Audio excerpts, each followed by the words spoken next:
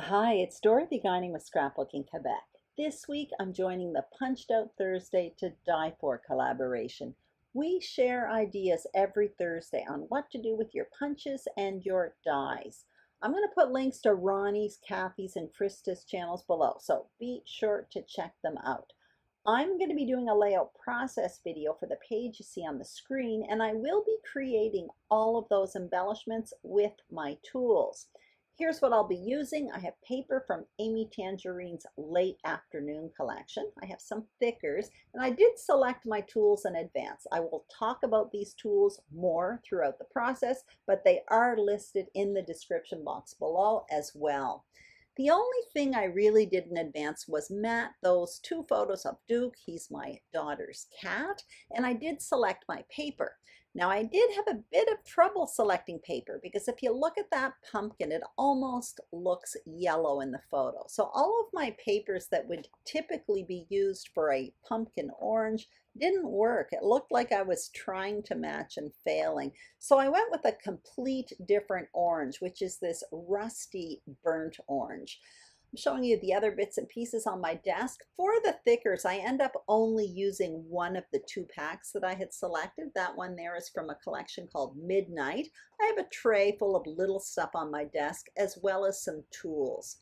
The first thing I'm going to do is prepare my foundation page. So when I started this project, I thought I was going to do kind of a half and half page where the foundation piece is covered up halfway with printed paper. So what I'm doing with the printed paper is creating kind of a wide border that measures about 6 inches wide. However, the measurements that I'm putting on the screen for these page parts are not the same as what you see at this particular moment. And that is because that 6-inch border that you see ends up being trimmed down a bit later on. So I guess what I'm saying is the measurements that you're seeing on the screen are for the final project.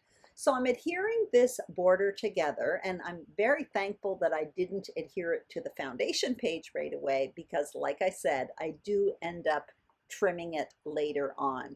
So what I'm going to do is place this border on the page, place my photos, and just start playing around with placement. And in a moment, I will be getting out my big shot, and what I'm going to do is create 3 large pumpkins. And basically, not only is that going to be an embellishment, it's almost going to be part of the foundation pieces on the page. You'll see that in a minute. So I have these nesting oval dies. Those ones there are from Stampin' Up, and I'm cutting out 9 ovals in 3 different sizes. And I stopped the film and I continued. And what you see me doing now is adding ink around the ovals. I wanted to add kind of a blackish ink around it, but when I ink the edges of paper, I find black ink a little harsh for my liking. So I often use basic gray. It's almost black, but not as harsh. I just showed you 2 other sets of dies. Those are retired dies from Stampin' Up. One of them is called Detailed Leaves, and the other one Swirley Scribbles. And those 2 sets of dies are dies that I often reach for when I'm creating. Leaves, well, leaves work for so many different things, and that particular set has all kinds of different leaves in it. But the other one is a little bit nondescript. It's called Swirly Scribbles. You can see it there on the screen right now. But it's one of those kind of dies. Well, number one, it's great for nature type pages, but you can also Google it and find all kinds of punch art with it. Now what you see me doing is punching out 3 maple leaves, and you'll see in a moment what I'm going to do with that. I'm going to start playing with these pieces now. So I'm going to create 3 pumpkins. So I'm taking 3 identical size ovals, and I'm adhering 2 ovals to the back of a center oval. And what that does is it creates kind of a bulbous ribbed pumpkin. Then what I do is I take one of those maple leaves, and I did add a bit of ink to that as well, turned it upside down and adhered it to the top of my pumpkin, and it ends up looking like a stem.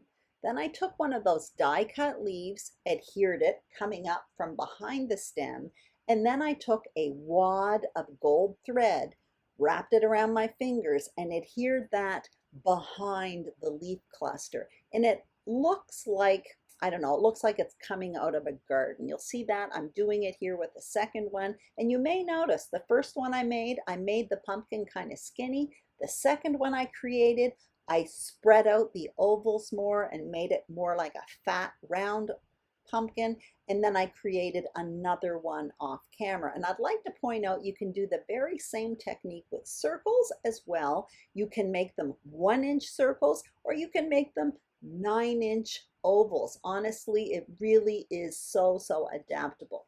What you saw me do there is place these pieces around. Like I said, they're almost like paper foundation pieces peeking out from behind the photos, and I'm going to use the smaller one as an embellishment cluster underneath that large photo.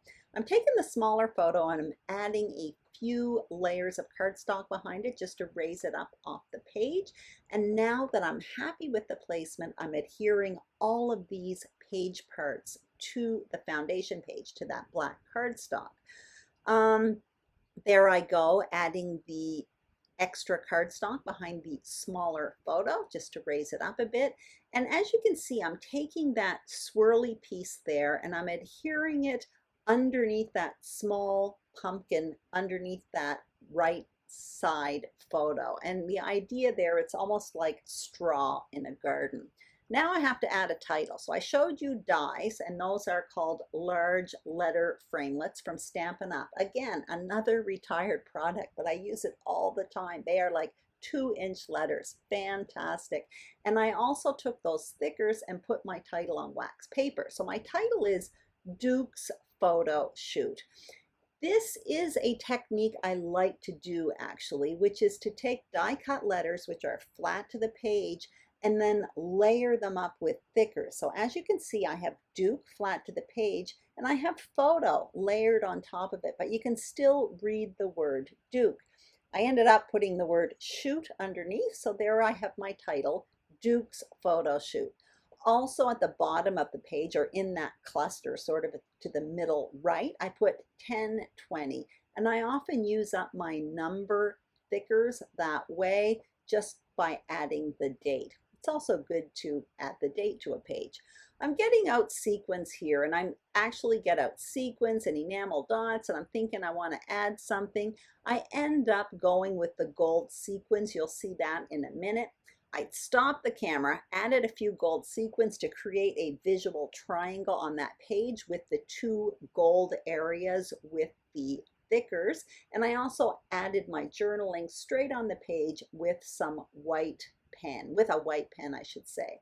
Finally, what I forgot to do was punch out this kitty cat. Now I have this cat punch from Stampin' Up. That one there still exists, and I find it a great way to take general product and turn it pet themed. I often go to that cat punch because I have a cat, my son has a cat, my daughter has a cat. Anyway, we're a cat family, what can I say? And I find that punch super useful just by turning general product into a pet themed product.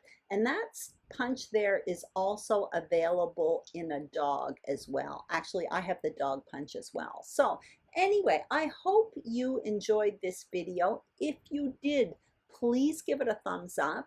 If you haven't subscribed to Scrapbooking Quebec, I would be absolutely thrilled if you did. If you are a subscriber, thank you so much. And don't forget to check out the other ladies. Their links are all listed below. Have a fantastic day, and thank you so much for watching. Bye-bye.